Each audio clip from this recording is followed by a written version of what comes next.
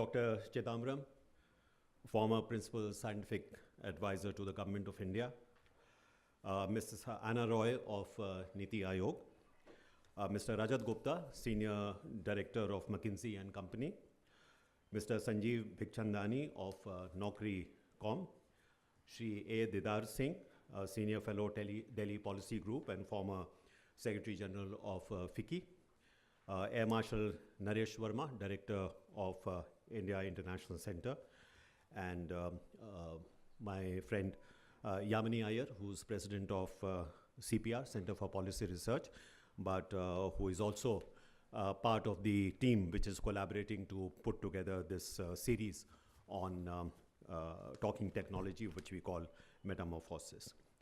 For those who may be attending one of these sessions for the first time, Metamorphosis is really a very modest effort which is being made to bridge what we see as a kind of a growing gap between, the advance of technologies, particularly digital technologies, which we all use every day, and its use of these technologies, whether it is in smartphones or, internet-based applications, social media. Although the use of these technologies is really becoming pervasive and advancing day by day, but it would be fair to say that human understanding of these technologies and also what the consequences, both good consequences as well as not so good consequences of these technologies, perhaps very little known. So the gap between technology and human understanding of that technology, this particular gap appears to be increasing. So this is really a modest effort to try and bridge that gap for a very general audience. And just to tell you that this is a joint collaboration amongst India International Center and Niti Aayog and the Center for Policy Research. And we are particularly thankful to Niti Aayog for actually sponsoring this series, and we are very happy to note that this series, which will be of 9 talks altogether, we have already had 5 of these series, and all the sessions so far have been very well received. Today, we will be really looking at something which has been a very important and growing preoccupation all across the world, not just in India, that what is going to be the impact on jobs, on employment, of the advances, very rapid advances, which we are seeing in things like automation. Now we have the growth of artificial intelligence. Many of the occupations, many of the jobs that we are familiar with, in fact, no longer require human intervention. So what is going to be the future of jobs? This is a very important preoccupation. Of course, job losses have taken place before as a result of the advance of technologies, but new jobs have been created because of the advance of technology. Is that pattern going to still prevail? Or are we now living in an age where the nature of the technologies that we are going to be seeing develop, this will have a different impact? So I think these are the kind of questions that we need to explore. And what better way to explore this than through the very distinguished panel that we have for you this evening. First of all, Dr. Chidambaram, who really needs no introduction. He has been one of India's most eminent scientists, but also someone who has served as the principal science advisor to the government. And if I recall correctly, Dr. Chidambaram, you were also very closely associated as a pioneer with building up the knowledge network, the digital knowledge network connecting a large number of education institutions, research institutions together through a digital network. So this has been a very important contribution that he has made. So Dr. Chidambaram will make some initial remarks, a presentation on how he sees this whole challenge that we are going to face. And then after that, of course, we have a panel which includes Ms. Anna Roy from the Niti Aayog, and she has been very much associated with the concept paper, discussion paper, which Niti Aayog has come out on artificial intelligence. And what are the kind of challenges, but also the great opportunities that the advance of artificial intelligence holds. So she will be speaking from that perspective. We have also Mr. Rajat Gupta, who's a senior director in McKinsey. And I think all of you are familiar with the fact that McKinsey has done tremendous amount of research work in precisely these kind of areas. What is the implication of the advance of artificial intelligence? What is going to be the impact of automation? What kind of new jobs may be created? And if those new jobs are going to be created, how do we ensure, particularly in a country like India, which has a very large cohort of young people joining the employment stream every year? How do we ensure that they are well prepared to take advantage of these new technologies? So that is something which will be addressed by him. I have also requested him in particular to really look at maybe the kind of contrast in terms of how India has, or is India preparing for this new future, and what is China doing? Another very large country, in some ways very, very similar to India, also expending huge sums of money, large amount of capital in actually developing precisely these technologies. Probably the largest amount of resources being invested today in artificial intelligence is actually in China.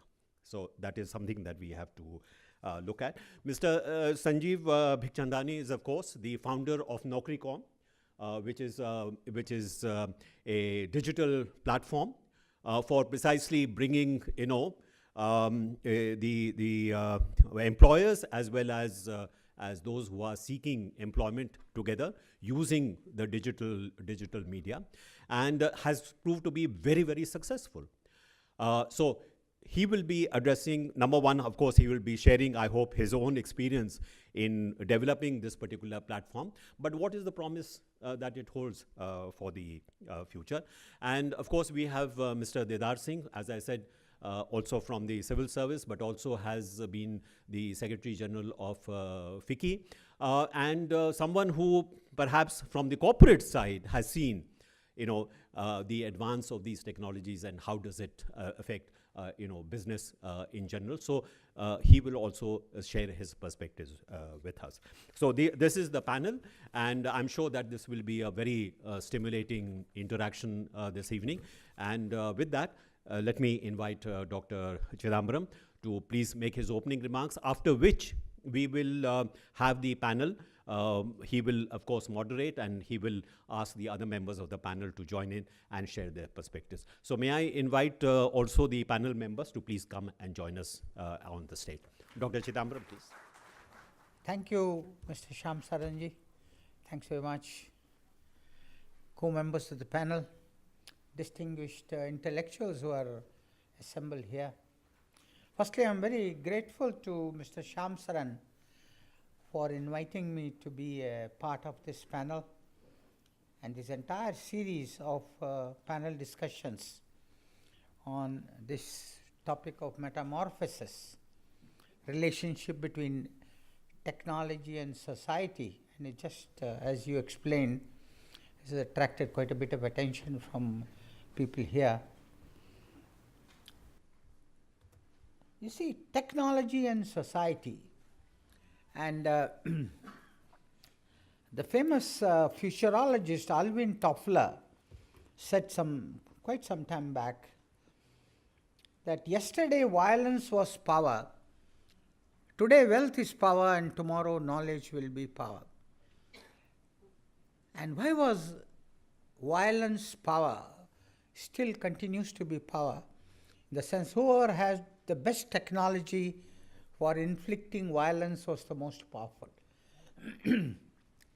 Whoever had the wealth to develop technologies which can be developed, he became the most powerful.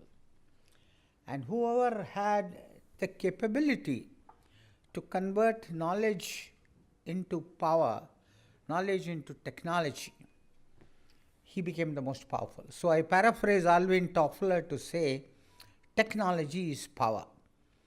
And because technology is power, people try to dominate it, both companies as well as countries, in fields as diverse as human genomics and nuclear weapons, through the mechanisms of intellectual property rights, this from the commercial angle, and technology controlled regimes, that is from the strategic angle. And India should learn to counter this through its own attempts at technology leadership.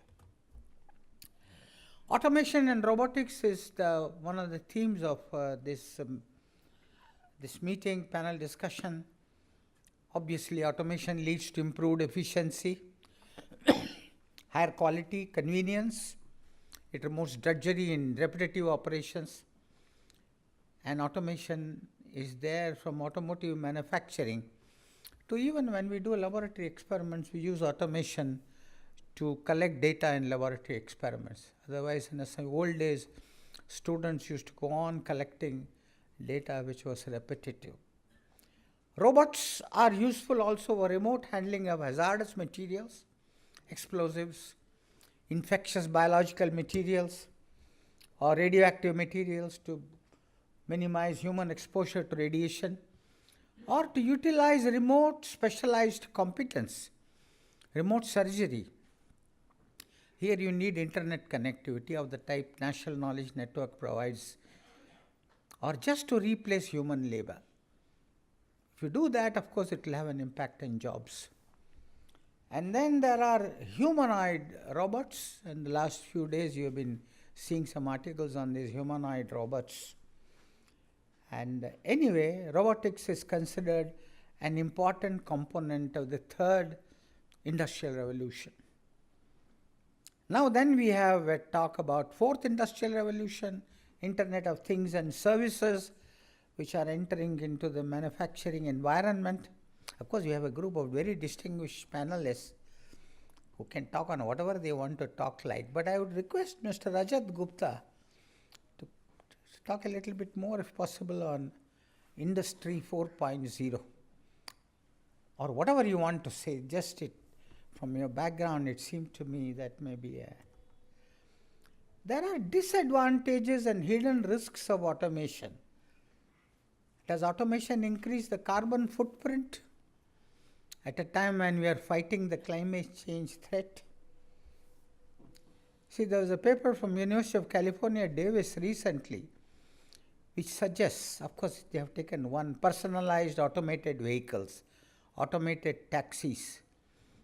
If you automate the taxi, the tendency is to have more vehicle miles traveled, and greenhouse gas emissions tend to go up. If more vehicle miles travel, the greenhouse gases go up.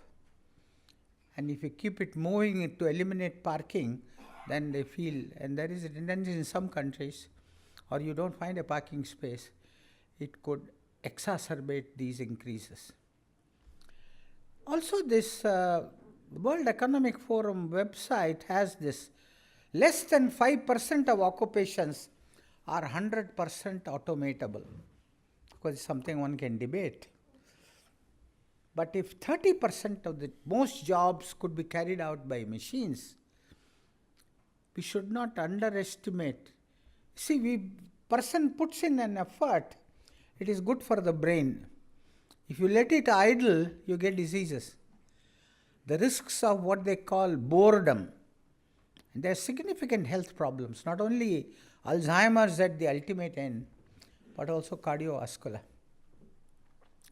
Except those, there will be which I'll mention again, there will be a small group of people who will be in high income, cognitively demanding groups. They will be very busy, but it is the lower and middle income who will find that. And apparently there is, yesterday's Economic Times had a report on this by this AI guru of Microsoft, Howard Schum, what they call AI's algorithm bias, because all this machine learning and all that. And they gave a couple of interesting examples. If you if you put CEO, it will tell you the best CEOs are smiling, well-dressed, Caucasian, white males. This is completely algorithm bias. Of course, there is a part, as they say, of technology design problem. And more interestingly, if you put stupid, it seems Mr. Howard Trump's picture comes up there, but we won't discuss that. There are cyber security threats. You know, robots can also be collaborative robots. Big assembly line, and one robot action depends on the action of the earlier robot. And the moment you do that, and you have to network, and the moment you network, there is a possibility of somebody getting into it, or your competitor, or somebody who can give you trouble, wants to give you trouble. And then there is there a damage to human creativity and innovation? It's not very clear. If a lot of things are done by robots, will it be countered by exclusivity? The rich guys, look at this. Expensive, exotic, handmade cars. Lamborghini, $3.9 million, already in the market. So this will come. Very special. I myself have seen in Dresden. Volkswagen took me to a place completely open with glass, saying, here we make everything handmade. Artificial intelligence. When we think of AI, I usually think of intelligence displayed by systems of a type we normally associate with human beings. These systems could be computers, computer-controlled robots, slave manipulators like we used to handle radioactive materials in BRC, or expert systems designed for specific tasks. By and large, artificial intelligence research follows two approaches. One, trying to replicate human intelligence by analyzing cognition. This leads to machine learning. The other is creating artificial neural networks to mimic the structure and functioning of the brain. And this leads to what we call deep learning. And these artificial neural networks are used to recognize patterns in various types of computer representations and interpretations of big data. Big data analytics is a very huge subject. From my earlier office, we have done it started the programs for astrophysics, climate science, and biology. Maybe Dr. Anna Roy, you will talk about it, I'm sure. You have written a paper on this. Nuclear, we use it, artificial intelligence, for decision support systems, particularly if we have to do off-site emergency. Symptom-based intervention, guideline management system. Of normal conditions they come, you can use artificial intelligence. And with the advent of high computational resources, you can of course enhance safety and reliability of nuclear power plants. Interpretation of in-service inspection data of reactor vessel, piping and steam generators. You can have a neural network which does all this. Sometimes you get a lot of false alarms, and unnecessarily the operator's attention goes to this. AI can easily eliminate these alarms and so on. Cyber area, the moment you have machine learning, it can be used to find malware anomalies. Machine learning comes from artificial intelligence. And to detect threats, you can model network behavior. And supervised machine learning algorithms have been used in malware classification and spam detection. Our own computer division in BRC has worked on looking at passive network security analysis. All these are extremely important applications of artificial intelligence and machine learning. And my feeling is, as connectivity increases, the more you connect, the more vulnerable you become. Of course, leads to greater efficiency and convenience. And that will lead to increased number of jobs, I think, in the cyber area. Not just in cyber, big data analytics, data gathering, data storage, data curation, IoT, Internet of Things and Services, and so on. Last week there was a meeting on robots for assisted living, particularly in developed societies whose demographic ratio is rather poor. Old people are finding it difficult because they are left alone. And they had a whole conference in Madrid last week. So objectives and focus is on developed countries. Fortunately, in India, joint families are still around.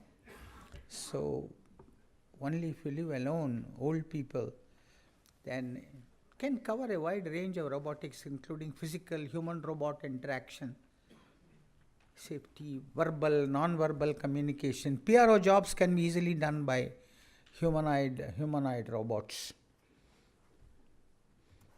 See, these are some of the humanoid robots which have become famous. This last week Madrid conference. This is Erika. You know, she looks almost like human. If you see the interview, some of you might have seen it on the interview on the computer, YouTube and all that. Sporting a trendy brown bob, chats to a man in front of stunned audience members. She gives answers almost like a human. Of course, the earlier humanoid robot, which has been well known, is Sophia. Incidentally, she is the first humanoid robot to be given citizenship by a country, Saudi Arabia. And they made her look like Audrey Hepburn, the famous old actress. And if you see the interview, she answers questions in a very intelligent way. She says, "What makes you a robot?" And she asks, "What makes you a human?" The person who is. So it's very clever, but you can confuse her. And of course, in some places, this CNBC, if you have seen the interview, and one time she has said, "You have been reading too much of Elon Musk, the Tesla guy. Tesla guy doesn't like artificial intelligence. He considers it an existential threat." But I don't agree with him. That's a different issue. But there is researchers in the field like Masahiro Mori. They say when you have humanoid robots, we react positively to robots if they have physical features familiar to us. But if they look too much like us, it begins to disturb us, They must be like us, but not too much like us. That is what he says. Future of jobs, in which I'm sure you will have comments from Dr. Didar Singh and Mr. Sanjeev Bikhchandani. There is a World Economic Forum report, Future of Jobs 2018, on arriving at a better understanding of the potential of new technologies to create new high-quality jobs and vastly improve the job quality and productivity of the existing worth of human employees. It's also clear that the fourth industrial revolution's wave of technology advancement will require the existing workforce to be reskilled and upskilled, one thing which has to be done. Otherwise, the lower segment of society will be left jobless, incomeless. See, this World Economic Forum report, mainly they give the key findings, drivers of change. They talk of these 4 specific technological advances. Ubiquitous high-speed mobile internet, of course, artificial intelligence, big data analytics, cloud technology, accelerated technology adoption, including some companies from India. They say they are very likely to have expanded their adoption of these technologies by next few years. Trends in robotization. Humanoid robots will be limited, but other kind of robots are going to come in. And this is very interesting, changing geography of production, distribution, and value chains based on availability of skilled local talent as their foremost consideration. Dr. Didar Singh, you have been an expert in migration and all that. So maybe you could make a comment on that. How much of the above comments are relevant only for industrialized countries? I'm not very sure all of it is relevant for India. And how much for India is a very interesting country. We are an economically developing country, parts of whose ST industry system are very highly advanced. But then our job sectors also range. Of course, you've got the upper end, nuclear, space, knowledge, chemicals, and so on, to MSMEs and rural. And they have to even catch up with the second industrial revolution. What is the relevance of all these arguments to MSMEs and rural enterprises, rural jobs? You know, there was this Premji University's thing came a few days back, Center for Sustainable Employment, which has tried to relate GDP growth rate with generation of jobs. And it gave a rather depressing picture that 10% growth in GDP may give 1% growth in jobs. Now, is it so for MSMEs and rural? I'm not so sure. So maybe one has to do a sector-wise, maybe I'm sure in the audience there are people. See, there are people who are scared of long-term developments in the AI field. I mentioned Elon Musk. Stephen Hawking, who was one of the greatest cosmologists the world has produced, he has also said development of full artificial intelligence could spell the end of the human race. I don't agree. Sir Roger Penrose, some other leading, there is, some of you may be familiar with what is called the Girdles Incompleteness Theorem, which was postulated in 1931, never been disproved to the best of my knowledge. If you are part of a system, there is only, you cannot understand that system fully. I mean, if I put it in a common language, that's why you have very religious problems, you don't understand, so you postulate whatever. It's a different issue. So what Roger Penrose, he says is, humans will always be smarter than computers and computer algorithms and any other cybernetic machines that they create. I agree with that. And there is this question of Howard Gardner, who has a theory of multiple intelligences.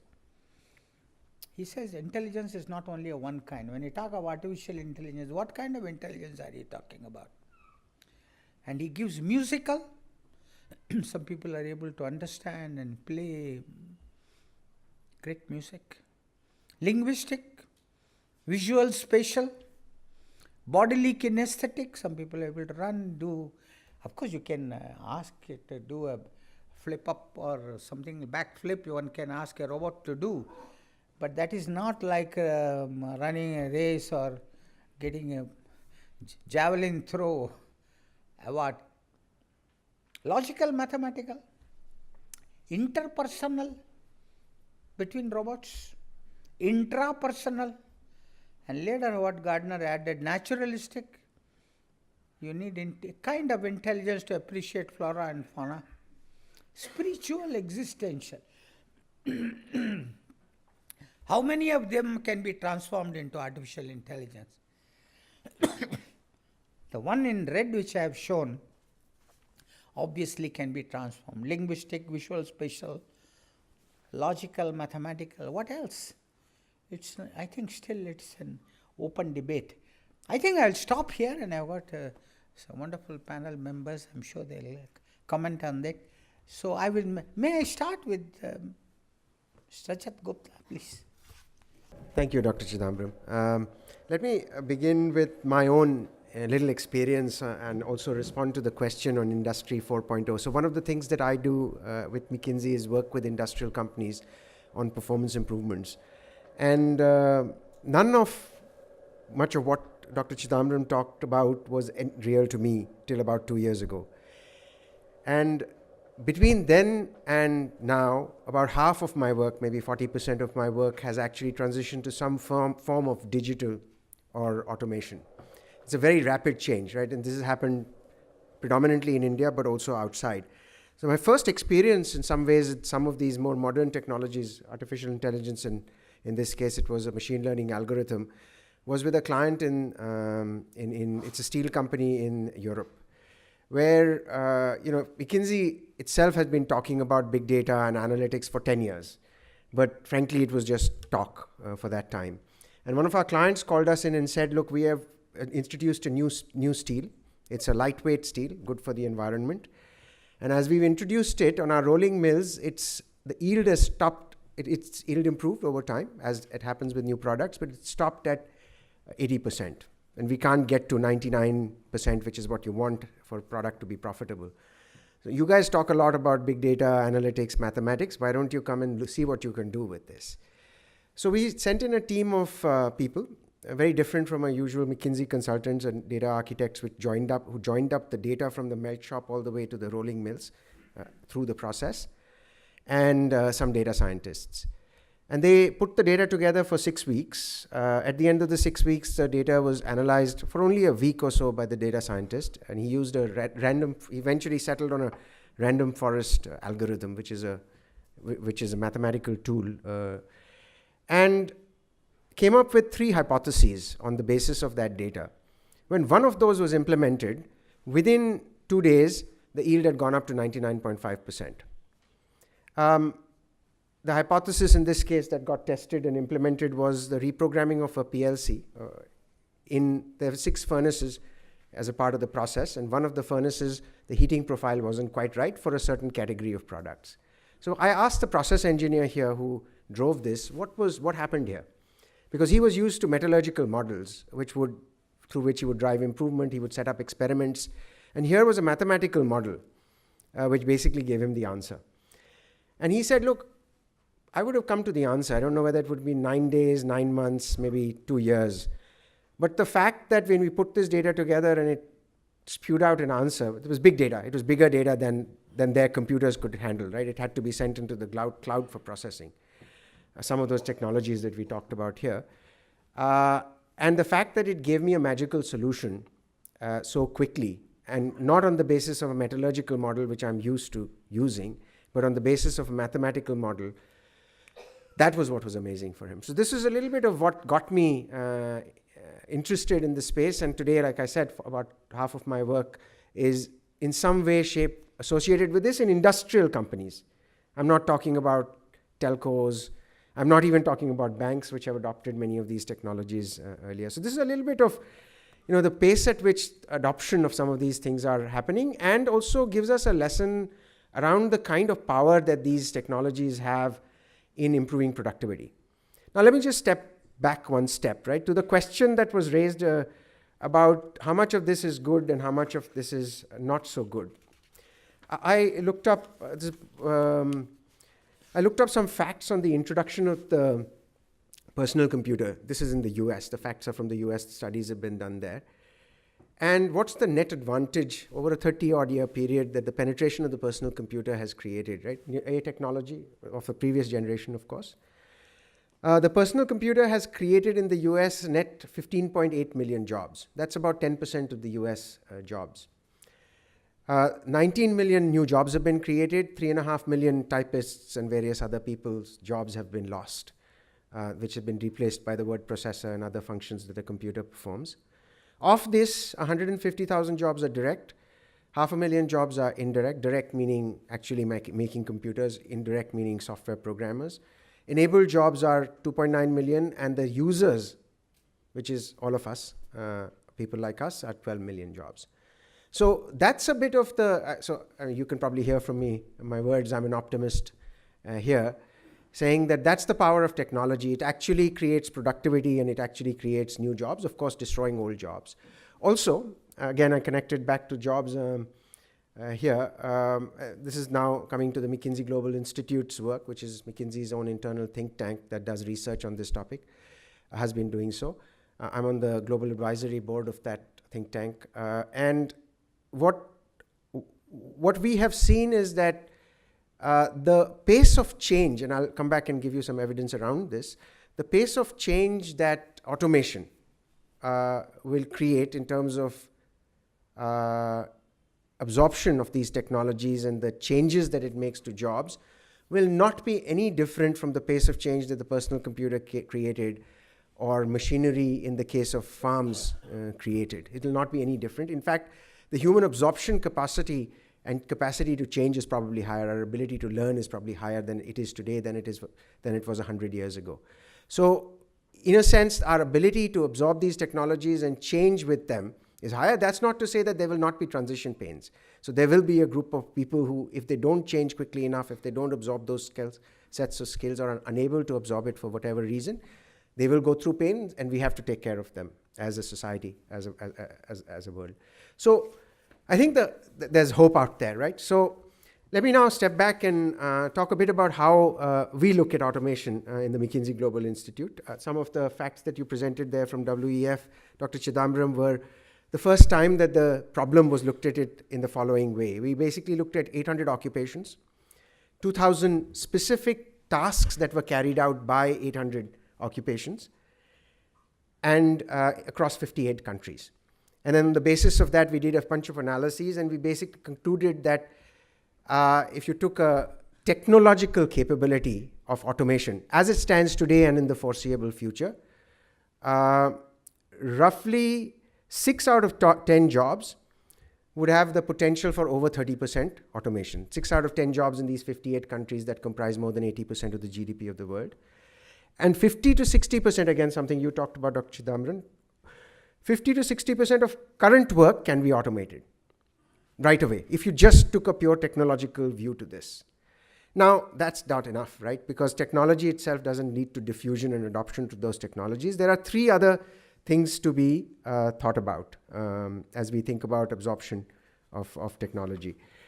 The first is the solution development around the technology, right? So, mobile technology has been around, but this solution, which actually brings together many pieces of that technology and allows us to do what we do with WhatsApp, took a little bit of time to come together. Then the next one is the economic feasibility of that technology for it to be cheap enough. And this, by the way, applies quite differently across nations, right? So in India, for example, driverless cars are, because there's a capital cost to those driverless cars, the penetration will be much slower, the economics will not work for a while. And then the final is the real behavior change, which is end user adoption of these technologies. So if you take these sets of things into account, roughly about, this is by 2030 odd, and there are scenarios around this, so I'm just giving you the middle scenario. Roughly about 10% of India's jobs by 2030, which will be about 620 odd million jobs at that time. Roughly about 10% of these jobs will be ones which will have to go through significant, either will go away or will have to be significantly different from what it is today. That number for China is 15-17%, and that number for the US is in the 25% range. So, what seems like a huge wave as we talk about it is because of these other barriers that I described or other enablers that I described. By the time they start impacting nations or even our nation at scale, it'll be time, right? It'll be time. So if I just stay on India for a moment, so roughly 10%, so 660 million odd jobs impacted. Let me put this in a little bit of, or at a world level, let's say 400 million jobs impacted. Let me put this in the broader context of work overall. McKinsey Global Institute's estimates of new job creation against this 400 million that we are talking about, which will be substantially impacted by technologies. There are 800 million more jobs that are going to be created in these roughly 12 years out, right? Where are these going to come from? Bigger forces than automation. Rise in incomes in markets like ours will contribute 350 million jobs, or can contribute 350 million jobs. Aging and consequent additional requirement for healthcare will contribute 65 odd million jobs. Technological investments, what we are talking about today, will contribute 50 million jobs. Additional, this is based on income, but additional construction, homes, infrastructure, anywhere between 100 to 300 million more jobs. Anywhere from 100 million to 300 million more jobs. Energy transitions, again, a big and important topic, 10 to 20 million jobs. And marketization of unpaid work, this is like childcare, cooking, another 100 million jobs. So, that's more than 800 million. I've given you a bunch of scenarios here, but there's a whole force of job creation out there of 800 million size versus another force of automation of 400 million there, right? So I think this is the broader context in which to observe or think about this. Now, that said, there are things for us as humankind to do. I think to make sure that this transition is perhaps as smooth. I don't know if it was as smooth 100 years ago when the agricultural transition happened, or 40 years ago when the industry to service transition happened in Western economies, and something that's ongoing here. There are 4 things that need to be done. I think one, we have to, as a world, maintain growth, and we have to make it resource efficient, we have to make it productive, we have to be sensitive, particularly to the counter forces that we see around resource productivity in climate. I think we have to scale job training and workforce skill deployment, right? So the one thing that I worry about my 2 girls who are teenagers is about the fact that they will probably have to reskill themselves several times in their life, which is something I haven't had to go to university more than once. They may have to do that, right? So scaling job training and workforce, I think that'll be the pace at which that will need to happen will probably need to be faster. Third, improving labor market mobility, because people will have to, and Sanjeev, I presume, will talk about that. And finally, providing income and transition support, right? Because there will be a group of people who will not be able to cope with this change and will therefore need support. So let me just pause here in these remarks and then have some of the discussion later. Good evening, everybody. Thanks, sir, for giving me this opportunity. Rajat did an excellent job in explaining how new jobs will be created, and we need not be too worried about the disruption that the new technology brings in. Just by way of a background, I am from the Indian Economic Service. So trained as an economist, and past 2 decades or so have worked as a technocrat in the government of India. Technology happened very late. Only once I joined NITI and I was asked a year and a half back to look at frontier technology starting with digital. So I will not be able to handle much of the scientific things. Which I think Dr. Chidambaram is there, and he said them very well. On the data part, I think Rajat did an excellent job in explaining, giving all the facts. What I'll try to do is to give you a kind of a brief peek into what the government is doing to deal with the frontier technologies. Now, what happens is you can, as a government, either be reactive and or proactive. In this case, frontier technologies, we could either have waited for things to happen and then reacted, or we can take the first step thinking that, okay, this thing is here to stay and nothing can be done, so let's plan for it. I'm so happy to note that the present government really took this initiative, and in the budget, the Union Finance Minister tasked NITI Aayog to come out with a national strategy. And we got working on it. I have a very small group. I think one of my colleagues is here. I don't know if he has left. So it's a very young, small group of all technology guys being guided by an economist. So I had to first, de-jargonize all the things they were talking about: machine learning, deep learning, neural network, this, that, and everything, and then say how the government should approach it. So basically, what the narrative of the strategy that NITI Aayog released on the 4th June this year is that, first of all, this strategy should delineate the role of the government. Government should be very clear in understanding where it should go and where it should not go. Second, where it should be enabler, where it should be really, in the forefront. That was the first thing before us. Second, India was really not on the global scene anywhere. So how do we position India? Do we really remain in the back seat, or we become aggressive? And if we say aggressive, then in what context do we say that we are aggressive? Third, can we have a late movers advantage in this case like we had in some other technologies? That was the third. And fourth, what about various concerns surrounding this technology about ethics, privacy, biases, etc. So what we, given this perspective, we kind of went around, looked at the various strategies that the other governments, sovereign governments had come about. We examined them, and we also saw the pattern of investment in AI. So the conclusion which we came to was, first, our national strategy should clearly delineate the role of government in various capacities, which I'll come to subsequently. Second, we realized that investment has been there globally, but that investment in AI has really been driven by top-line considerations. So you have investments in, say, financial sector, you have in automation, manufacturing, etc., in autonomous cars, in telecom, but you don't have similar investments in, say, sectors like health or education, which are more characterized by public goods, projects with more public goods. So we said that in the strategy, we said that government should actually focus on sectors which are characterized by public goods and leave the other sectors to the private initiative for development. That was the second part.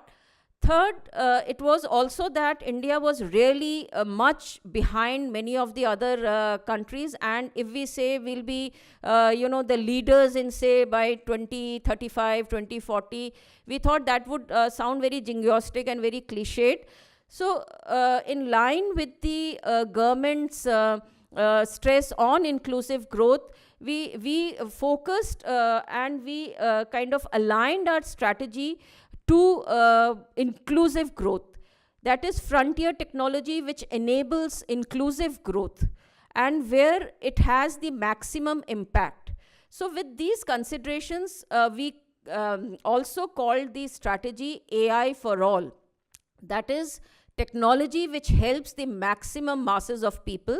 That is what we have called our technology, our strategy, and as everything we do these days, we hashtagged it. So the strategy is called #AI for all, and I'm very happy to note that now it has really been catching up and people are referring to the India strategy globally as a unique strategy and are referring to AI for all as the India strategy.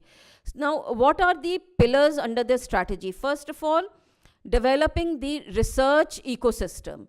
In the research ecosystem, we had several recommendations. First of all, we realized that our institutes are very good at working as silos, whether it is a research institute or a government body. Even within NITI, the various verticals, the left hand doesn't know what the right hand is doing. So we wanted to break those silos, first of all. We suggested a very lean structure of course, that is Center of Research Excellence, which will deal with the building blocks of AI, like computer vision and various other such technologies which are cross-sectoral. Second, AI is very, very, domain specific also. You can apply computer vision for both image processing in health sector for predictive diagnosis, as well as in, say, transportation for road safety. So, application would need to be more domain specific. For that, we have suggested institute called International Centers for Transformational AI, in the acronym being ICTAI. So together, CORE and ICTAI are proposed to be the research ecosystem for AI that we have proposed in the paper. We are saying that the core should be few, set up in lead institutes. There should be a hub and spoke model. There should be, a lot of stress on democratization of infrastructure. And we have suggested having, we have called Eravat, and we are looking for a better word because it gives a very bad connotation. But Eravat is basically something which is a common compute platform. So it's not as if you have to come to IIT Delhi to have the compute capability to do large data analytics. Even tier 2, tier 3 city institutes can access these infrastructure. Second, we also feel that we have also recommended that government should actively promote, making research attractive in the country, because if you, believe me, when we talk about AI capacities outside of the country, at least my personal experience is almost 70% of those people are Indian origin. So why do they go out of India and do research? Why can't we retain them here? So there, for developing research capacity, we have come out with very detailed recommendations. And third, we are saying that the ICTAI model that should be actually industry-led, with collaboration with industry and academia. So collaboration is the cornerstone of our strategy, and through these initiatives we have proposed developing a very robust research ecosystem.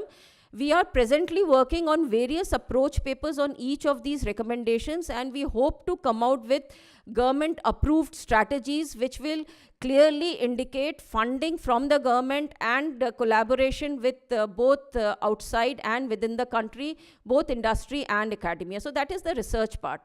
Second, skilling is also very important, and Rajat did an excellent job in explaining the skilling thing. So there will be new jobs created, and we need to reskill our existing workforce as well as create AI workforce. Our IT giants have really failed us in that they kept, they had their kind of safe niche, and they still kind of remained a service provider industry. They did not really graduate to the next level of AI. So we still have coders. We are good as backroom boys, and we are providing services. So we need today to develop this community of AI workforce. For that, we have a detailed list of recommendations. And Tane, he's a 24-year-old young professional standing there. He's leading my skilling vertical. And we recently had a workshop on skilling in Bangalore, where we had industry as well as academia, and it was headed by, the entire day-long deliberation was headed by the principal scientific advisor to the PM. And we had such good deliberations and recommendations were made. We are going to have 2 or 3 more such stakeholder consultation. And by the end of this year, we hope to come out with an approach paper on skilling with concrete recommendations, and also where government should step in and where the private sector and academia need to collaborate. That is on skilling. Now, the third thing is adoption. Government can play the biggest role in generating research through adoption, proposing adoption of AI. So as demand for AI increases, the research will come in, and if we have a robust research ecosystem, we feel that we will be able to get more and more technology development within the country. So as adopter, we are also trying to demonstrate the potent influence of AI. So for that, we have recommended that instead of looking at all the sectors, government should focus only on 5 sectors like agriculture, health, education, mobility and urbanization. When I talk of mobility, it's not autonomous vehicle. What we are saying in mobility, it is more like traffic management, road safety, etc., using AI in these areas. And in urbanization, it is more how to give better standards of living and having better urbanization experience. We are going through urbanization move. So we have selected these 5 sectors, and we are recommending that government should be the lead adopter of AI in these 5 sectors, and government should help scale up adoption of AI, say in precision agriculture, etc. For this, we are already doing several proof of concept in agriculture, in education, in health, with lead industry and academia. And through this method, and we are also working on coming out with some standards for procurement, because in government, if you don't have procurement standards, it's very difficult to, kind of adopt new technology. So that is also we are looking at. We are also recommending certain marketplaces which we feel will give exposure and will give visibility to both data, annotation, as well as, solutions available in AI. The last but not the least is the vertical on ethics and bias and privacy issues. Here our recommendation has been that government should fund research projects which will help in addressing these concerns, say bias. Big corporates, several companies are already doing research in how to address bias in AI models. So, privacy also, like we are in our biobank project, we are doing a biobank project with Tata Memorial Center. There we are proposing to use blockchain technology on how to address the data privacy issues. So we feel that technology can give the answers on dealing with these important and difficult questions. Last, as a role of the government, we have said that government should actually fund moonshot projects on the lines of what DARPA has achieved for the US. And this can help us in developing the research capabilities and also technology advancement within the country. So I think I just have finished my 10 minutes. So this is basically our approach, and I'll be open to kind of questions later on. Thank you. Thank you, sir. I'll try and be as brief as possible. I'll first start with 2 or 3 anecdotes, right? And from there we'll try and see what we can derive. So a few years ago, I was serving on the NASSCOM Executive Council, right? And around that time, we had commissioned McKinsey to do a project on the future of the IT industry, Indian IT industry, IT services industry, next 10 years, 20 years, what's going to happen. So McKinsey came back with a startling conclusion that, listen, you're in trouble and you don't know it, right? Things are changing out there, and you guys are sleeping. And everybody laughed at them, right? Noshir Kaka, right? But sure enough, within a year, it was pretty clear that global demand for IT services was changing. The Indian model used to be hire plenty of engineers, lots of headcount, employment, throw bodies at a problem, do customized solutions, and everybody goes overseas on H-1B visa, and everybody's happy, and and that's how and life goes on, right? But as global technology shifted, right, and things moved to platforms, products, automation, digitization, right? Suddenly, to solve a problem, you didn't need 6,000 engineers. You could do it with 60 engineers, right? And Indian IT industry began to face competition from Brazil, from East Europe, from Portugal, right? Where the lack of a very large engineering population was not a disadvantage. Now, what happened as a consequence? So naturally, companies adapt, they respond. And sure enough, the Indian IT services companies have got some of the best brains in the country. They responded, right? But in the process, what happened, and what continues to happen, and is still going through a transition, is top line growth slowed down, but they managed to defend bottom line. They managed to adapt, some of and get new projects. Some of them are acquiring companies overseas, which have those technologies. But significantly, so over the last few decades, several thousand engineering colleges had come up in India to feed the demand for engineers for these IT companies, right? A significant thing happened. The intake of fresh engineers declined dramatically, right? So you were doing more work with fewer people, right? Or the same number of people, rather. Okay, so there wasn't that much loss of jobs. There was some, but not a whole lot. But fresh jobs for fresh engineers began to dry up. As a consequence, what we are seeing today is happening, that there's an overcapacity in engineering colleges. And a very large number of engineering colleges are either in trouble or have shut down or are going to shut down. And I think, sir, you will be, those of us who are in the education sector will know about this. What it also means is that for a large number of middle-class Indian families, lower middle-class Indian families, the youngsters were told, do engineering, you'll get a job, your future is secure. That reality is no longer, that's not so certain anymore. And that, of course, creates its own sociological problems, which, can perhaps be the subject of a CPR study, right, at some time in the future. But this is one example. Now, the Indian IT services industry was probably the first to get hit by impact of automation, digitization, because almost all its competition was global, because all its markets were overseas, right? This is one example, right? Not a lot of loss of jobs, but growth of jobs slowed down, right? Second example, right? So we have invested in a company called Zomato. You may be familiar with it, right? Now, Zomato uses digitization, automation, platform, app, big data, algorithms, analytics.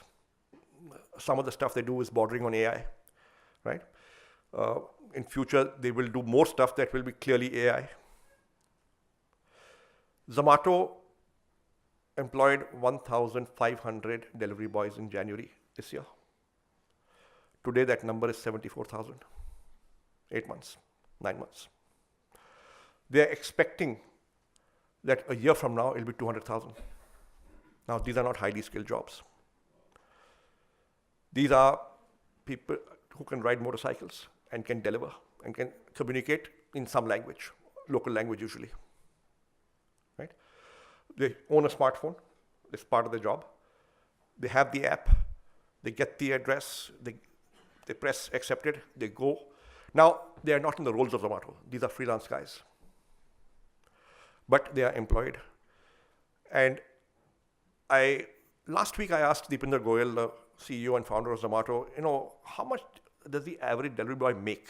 He said, look, my reckoning is about 35,000 rupees a month. Right? Now, this is one company. So has AI reduced jobs, increased jobs? What kind of jobs? So point I'm trying to make with these two examples, and there are many more examples I can give, but in the interest of time, I will only stick to two. It's a Schumpeterian thing that's happening. There is some destruction, there is some creation. Right? How this cookie will end up crumbling, I don't know. Right? But I suspect in a growing economy, probably more jobs will be created than will be lost. The problem, however, is that those who are going to lose jobs because their jobs are automated may not be the people who are finding new jobs. And therefore, at a macro level, you may be okay, but at a micro level, individual level, there could be pain. Right? And that is something as a society I think we'll have to deal with. I don't know what the answers are, but this is what is likely to happen. But, I'll just make 2 or 3 more quick points. First is, it's a free market in most cases. It's a competitive market. Very often competition is global. Certainly capital flows are global, even if competition is not global.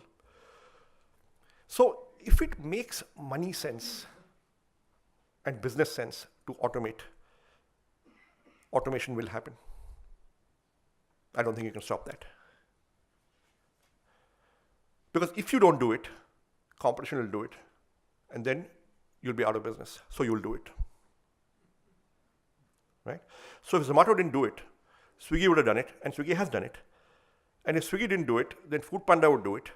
If Food Panda didn't do it, then Ola Eats would do it. Uber Eats would do it. Right? So it's a competitive market. It's going to happen if it makes business sense and money sense. Right? That is one. 2, some automation will be to cut costs, but a lot of it will be to create new markets, new products, new services. So wherever you're doing to cut cost, you may lose some jobs or you may lose some employment growth. but wherever you're doing it to create new markets and products and services, just like Zomato has done. So Zomato, for example, I just gave the example of delivery boys, but what else Zomato has done? Basically, people are ordering more food than they were earlier. Now, that is creating jobs. That is creating income for restaurants. There are 18,000 restaurants in Delhi NCR on Zomato. A whole new business has come up, a business of what is called cloud kitchens. There's no dining in space. They are just kitchens, and they just deliver. Right? There are hundreds of these all over Delhi NCR. One more thing has happened. All-night delivery has started. Now, if you open the Zomato app at 2 in the morning and you see who's delivering right now, there'll be a bunch of restaurants, or a bunch of, not restaurants, dark kitchens, cloud kitchens, which will deliver food to you at 2 a.m., 3 a.m., 4 a.m. And these are names you've never heard of because they only open at 11 p.m. and they shut at 6 a.m. Right? This is all national income being generated, employment being generated, using platforms, automation, AI. One example, right? So the first point is that, I made was that, look, if it makes money sense, it will get done. And it's an unstoppable force, right? So live with it. 2 is, it shouldn't be run. There will be some destruction, some creation. Net, I suspect there'll be creation. But I don't have data to support that. Right? Third is, look, in India, everything coexists, right? It's not, in India, change takes time, right? We launched Naukri in 1997. 21 years later, there are still job ads in newspapers. There are still recruitment agencies at work. In fact, they use Naukri, right? So people adapt. In India, everything coexists, so it's not as if anything will go away in a hurry, right? In India also, mass sackings have never happened. It's culturally alien. There will be backlashes. There will be, corrective action. So you have not seen, for example, in companies that compete in international markets, the IT services companies, not seen large-scale job sackings. People have adapted, and they will adapt. They will reskill. Yes, employment growth in those sectors may not happen, even where there's destruction. Right? So. The other point is on skilling. I think, look, you will have to keep on learning new skills, be willing to do new jobs, because certain jobs may not exist going forward, or at least they will be, for those jobs, more people may not be getting hired, incumbents may stay there, right? Now, learning new skills, the truth is that, our education institutions, the government ones, don't respond well to market forces, right? Our best ones don't do that, okay? So in the heydays of the IT industry in India, when they were doing lots and lots of hiring, so somebody had determined that, in an IIT, there should not be more than 50 computer science seats, right? And 40 civil engineering seats, and 60 chemical engineering seats, and so on. Right? The market was demanding computer science seats. Students were demanding computer science seats, but there just wasn't enough supply. And this has continued till date. So what was happening was, you were training civil engineers who were going and working as software programmers and doing the same job as computer science people, because that's what the market demanded. Right? Now, why did organizations like NIIT succeed? Or Aptech succeed? Because when they launched in the early 80s, there was a need for mass computer education, or at least computer literacy, how to use a computer. The government universities did not respond. And whole private organizations came to service that demand. So I don't expect great things from public universities in adapting and teaching people new skills. But private organizations will come up to do skill-based courses. And it's already happening. We are seeing it. Right? I'll stop here. We're running out of time. Thank you so much. Future of work and AI. Let me just quote from something which was written by Warren Bennis in 1991. He said, "The factory of the future will have only 2 employees. The factory of the future will have only 2 employees, a man and a dog. The man will be there to feed the dog will be there to keep the man from touching the equipment. This is what he wrote in 1991. Basically saying that there will be so much automation that everything will be gone. That is the big scenario, and in a sense I must mention that that's a doomsday prediction which started with McKinsey and World Economic Forum and the World Bank 2 years ago. They talked about this doom coming. They said 77% of jobs in China will be gone, 69% of jobs in India will be gone, etc., etc. In reality, the same World Bank, incidentally, took out a report just this year in which they said that in developing countries, not more than 2 to 7% of jobs will go. So from 77%, they had fallen to 7% because nobody really knows. And in fact, what Rajat was just mentioning, in fact, unemployment is at its lowest level all over the West. Unemployment, they said that jobs will be all gone, but instead we are seeing a situation, because of aging probably, that unemployment is at its lowest levels in America, Europe, Japan, and in a sense also in many of the other OECD countries, but the other way around in developing countries. So why am I making this point? I'm making this point to say that there will be differences in the way AI and all these technologies get adapted in different parts of the world. And we in India must remember that. There will be actually 3 big buckets. Bucket number 1 is the OECD countries, which have this doom scenario going on. Bucket number 2 are what I refer to as the BRICS plus countries, India, Russia, China, things like that, who will adapt but a little bit slower. And the last will be the LDCs, which will come in even later. And why am I making this point? You know, this is something that Rajat was just also referring to. There is always a difference between what is automatable and what is actually automated. If you go to a Mercedes factory, which I have been in Stuttgart, 95% of everything is automated. There are these large robots that go zoom, zoom, zoom like this, and they assemble whole cars and very different cars. They do 100 models at the same time. You go to the Hyundai factory in India, it's the same thing. 85% of everything is automated. And yet, if you go to Maruti factory, you will find that not even 10% is automated. So there is a difference between automated and automatable. Why am I making this point? Because countries like India, it's all about labor arbitrage. If their return on investment, business looks at return on investment. If the return on investment is not as good as it is, say, in the West, you will not automate.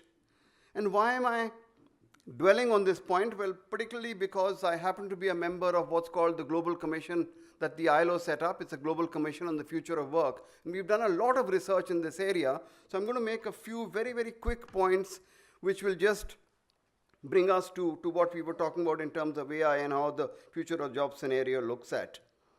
First of all, you know, in FICCI, we had done a lot of work on this area.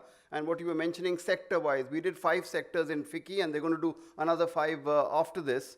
And we looked at the job scenario in India. And confirming what was just being mentioned, it's like almost like a 1/3, 1/3, 1/3 situation.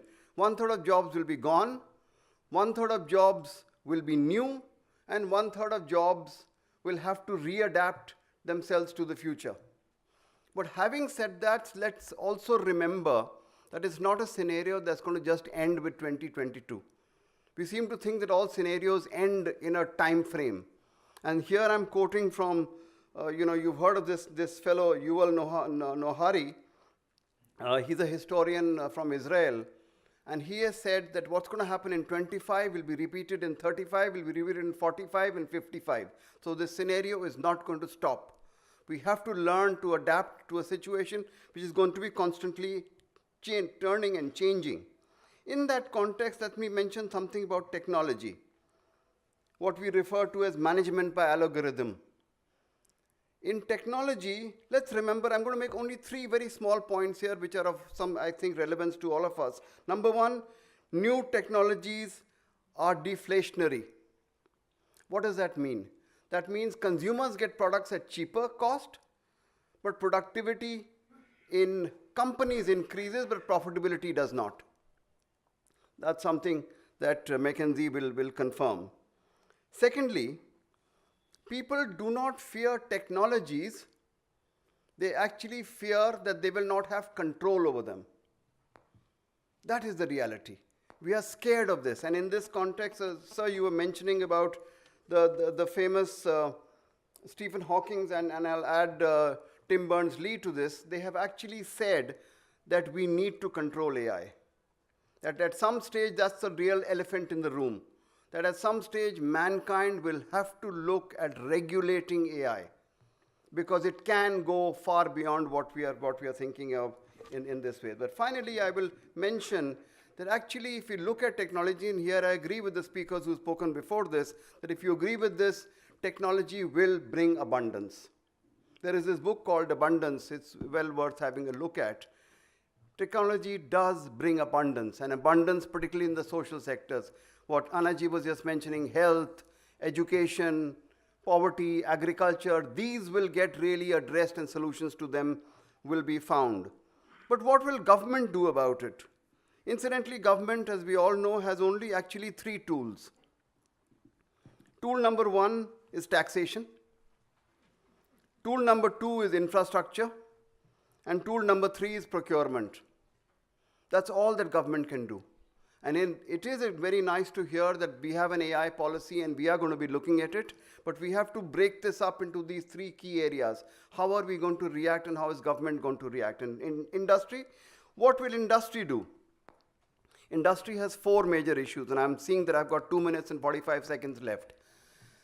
Industry has 4 basic issues. Number 1, labor reform. Number 2, social security. Who will pay for social security in the future? If there is a gig economy, who's going to be responsible to pay for social security? Number 3, skills, which we've all talked about, and we have to obviously look at skills, but skills have to be looked at in the context of lifelong learning, not skills as a one-time that you learn to be a mechanic, or you learn to be a plumber, or you learn to be an electrician, but actually continuously learning to do several things constantly. And the 4th most important part is mobility, which is migration. So you were mentioning about migration. It is going to be a major issue, because the West is aging, but the developing countries are not. In fact, the developing countries have the youth, and the West has all the old people. So there is this basic migration mobility which can and will happen around the world, and India will end up, in fact, providing probably 110 million people in 10 years' time to work around the world. So that is the future of work if you look at it in terms of development, in terms of skills, in terms of the changes that are coming about. And we in India, it's wonderful to see that Niti Aayog has a whole AI policy. So does DIPP have been looking at Industry 4.0, and they are actually planning, and many countries, China you mentioned, sir, China has a very specific strategy and policy for AI, and countries need to do that. They need to come up front, get the bull by the horns, and see in which way we can handle it. And ultimately, this revolution is happening, whether we like it or not. It's going to come about because of market forces, but it will be slower in countries like India than it will be in other places. Thank you very much, and I have 1 minute to spare. We have had 4 excellent presentations by our panel members, giving you different perspectives, some commonality, of course, on this topic of automation, artificial intelligence, and future of jobs. I'm sure there are comments from the audience. If there are anybody who wants to ask a question or make comments. Shyam Saranji is already looking at his watch, but yes. Yes, please. Maybe we can have a few questions. Please. Yes, please. Okay. Since we don't have much time, we're only going to limit ourselves to 3 or 4 questions. The first question is addressed to you, Mr. Bikhchandani. The micro level will be impacted by nature of jobs. Even with skilling, how does account for skills requirement with natural aptitude? Also, what about how does one account for skills requirement with natural aptitude? Also, what about the social inequality when it comes to accessing private universities that are responsive to market needs? Okay, so first of all, I wasn't just talking about private universities, I was talking about private organizations, which, and I'm talking about short-term courses, not necessarily, 4-year courses or 3-year courses. But having said that, look, I think increasingly it's going to be where private universities will have to be having generous financial aid programs which are need-based. I'm one of the founders of Ashoka University, and we have done that there. We have, the founders have pledged that nobody will not attend Ashoka because he can't afford it, right? And therefore, admission is on merit, financial aid is on need. Show your income tax return, and we'll determine your scholarship, right? I think that is the responsibility of any good private university to do that, okay? The first question, I didn't fully comprehend it. Can you? The micro level will be impacted by nature of jobs. Even with skilling, how does one account for skill requirement with natural aptitude? Well, look, so I'm not sure I fully understood the question, but I'll just have a general comment. So skills are not really taught in the classroom, most skills. Some are, but many are not, right? Skills are actually learned on the job, okay? And you don't really know your aptitude till you try something, right? And we are seeing young people who try one job, try a second job, try a third job within the first 2 years, and then they settle down, right? We're seeing that at Naukri, we've got a large number of resumes, we see that. I think people discover their aptitude, but the truth is also that if you try something enough times, you become good at it. So even if you started off assuming you were not good at it, you will become good at it, right? It's about practice also. Any other comment, please? Yes. We actually have more sorry. questions. Huh? We Oh, have I'm questions sorry. via SMS. Oh, I forgot the rules. No raising of hands. He will ask the questions on behalf. Can you recognize the questioner, please, when you ask? So Mr. Harshvardhan K has asked Ms. Roy, when has India ever had a late mover advantage, as you mentioned, in technology?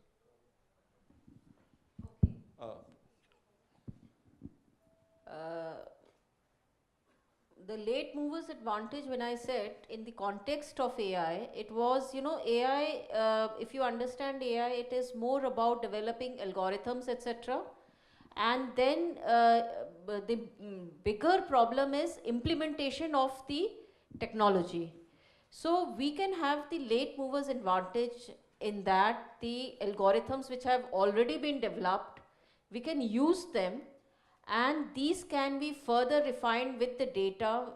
We are a data rich country. We refine them more, and then the real challenge is really to adopt and implement it. I think that is what I meant. Just one sentence. Mobile telephony. The US got it 10 years before us. They have lousy networks. We leapfrogged that legacy technology. We got much, much better networks.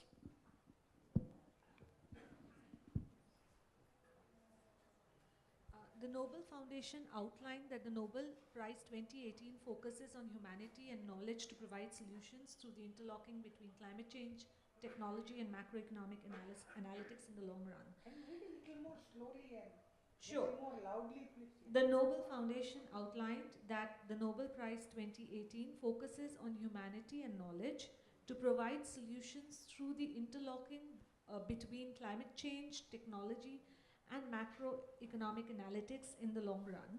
They also said that the two law something work have no clear solution. On the other hand, the IPCC, which got the Nobel Peace Prize in 2007, brought out a report on 8th October itself outlining the world being at collapse given temperature rise in 12 years. Wonder if artificial intelligence can help GDP numbers, jobs, and ensure that humans are tomorrow given these developments. From Aman Anand. I think McKinsey, Accenture has done a lot of studies in that. I don't know, Rajat, if you have those numbers. One of the studies by Accenture is that the GDP actually will increase by 1 billion because what they are referring to is really a human in the loop kind of a approach that is using assistive AI, where AI is helping in improving the productivity. And I think the jobs, you already gave some figures. No, so our estimate is that global productivity growth can improve by about 0.8 to 1.4% a year as a result of automation-related technologies. Examples, I gave an example of the one that Sanjeev talked about around creation of jobs, innovation occurring, new jobs getting created, new consumption coming into place. These are examples of real resource productivity, real innovation, real new products coming to fore.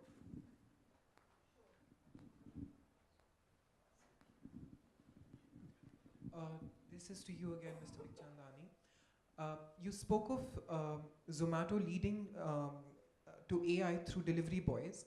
When will India have drone delivery like the US? When will India? Drone delivery. When A, regulation is permitted, and B, it makes business sense. But then new jobs will be created for drone pilots.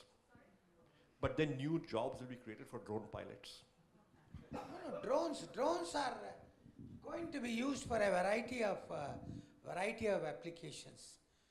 So from agriculture to look at onset of pests, to even for a number of strategic and defense applications. The drones population, and it will bring in a series of jobs.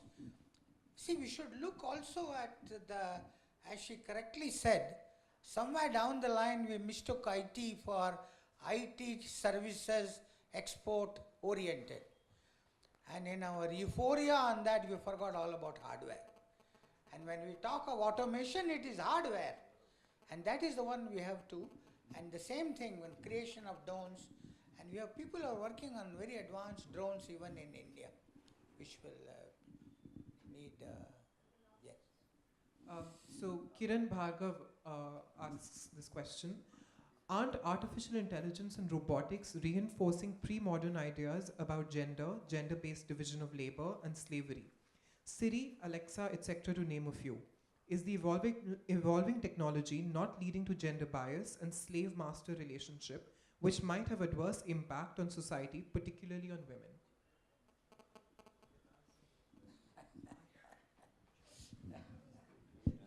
No, I think you answered. Yeah, that is absolutely correct. But let's remember, and I'm just talking about something that I was just mentioning to the other colleagues a little earlier in the day. You know, right now you're observing Navratri. And the amount of WhatsApp messages that have come, which are gender specific, talking about how Navratri actually celebrates the womankind. So the same technology that you're talking about, which may have Alexa, which is a female voice being used, also talks about, you know, the technology talks about women and how important they are in society. So wonderful. I mean, I think all of this will happen simultaneously. Most of the humanoid robots are women. But mostly, not all, some are. Yes, please. Anything more? No, I think, shall I terminate? Yes. No, we had very interesting perspectives. But you know, all these questions on number of jobs, percentages, there is a great deal of uncertainty in all this. Because unless one is able to predict how exactly, what kind of new technologies will come, one can make only somewhat gross, qualitative estimates. But what one has to do that India has not, that's what my very first slide, this is another technology that comes associated with automation and artificial intelligence, and India must learn to be a technology leader in this. Surely there is no question that automation increases productivity, and you also mentioned how the predictions may not be as bad or as pessimistic as was originally expected. No, I was in a conference few days back of the Indian National Academy of Engineering, and one speaker made the comment, India confounds both the pessimists and the optimists. So I think India will catch up. There's no question that we will be doing it for all, and this program of AI for all, and I hope there is a much greater focus on hardware. And it's okay to talk about services sector, but then services and servant are both derived from the same original word.